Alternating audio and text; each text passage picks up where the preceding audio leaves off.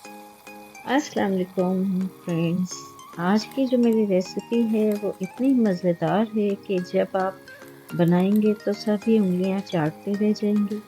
Recipe का नाम है ढाबा दाल माश। तो चलें आए रेसिपी को हम स्टार्ट करते हैं। और इसके लिए मैंने सवा प्याली छिलकों वाली दाल को अच्छे तरीके से रात को भिगो के रख दिया था। और सुबह उठ के मैंने दाल को अच्छे से धोया और साथ इसको चला लिया, यानी कि इसमें से स्टोन्स वगैरह रिमूव कर दिए और इसको अच्छे से साफ पानी में धो के भिगो के रख दिया था, छिलके रिमूव कर दिए थे। तो अब हम आगे का प्रोसीजर आपको बताते हैं। तो रेसिपी को स्टार्ट करते हैं। मैंने प्रेशर कुकर में हाफ कप ऑयल का डाल के इसको गर्म कर लिया और इसमें मैंने शामिल किया मीडियम साइज़ का एक अदद बड़ा प्याज और उसको हमने फ्राई करना है। साथ ही इसमें हमने साबुत गरम मसाला, जिसमें लौंग और 3-4 लौंग, दालचीनी का टुकड़ा और मोटी इलायची थी 2 अदद और काली मिर्च थी, ये चीज़ें डाल के इसको हमने प्याज के साथ फ्राई कर लेना है। इससे प्याज में बहुत अच्छी मसाले में खुशबू आएगी। अब मैंने 1 टेबल स्पून लहसुन अदरक का शामिल किया और 2 मिनट के लिए मैंने लहसुन अदरक को फ्राई किया प्याज में। साथ ही मैंने 3 मीडियम साइज़ के टमाटर डाल दिए और फाइन चॉप थे, इसको अच्छे से मैंने भून लिया मसाले के साथ। थोड़ा सा हमने पानी डालना है, ड्राई मसालों को हमने ऐड करना था ताकि मसाले लगे नहीं।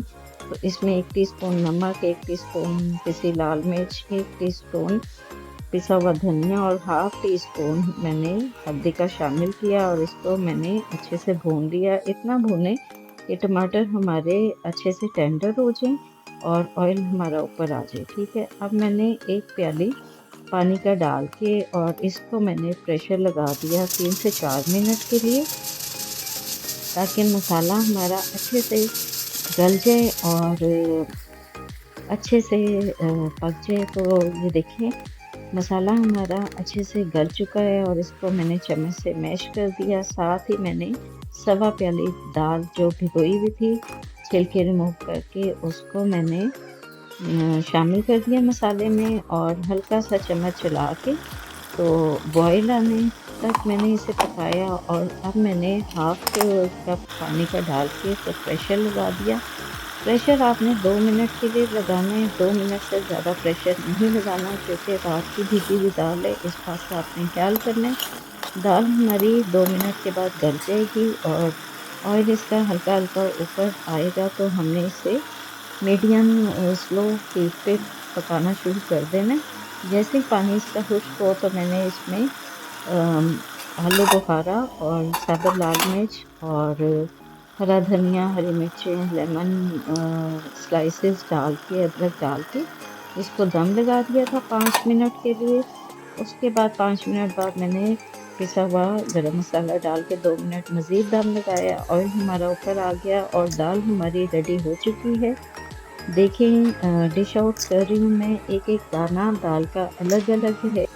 जाते जाते आपको एक टिप दे दूँ, दाल आप जब भूनेंगे और पानी आप शामिल करेंगे आधा ग्लास, तो वो गुनगुना पानी होना चाहिए। अगर आपने ठंडा पानी दाल में शामिल किया, दाल कभी गलेगी नहीं, इसका खास ख्याल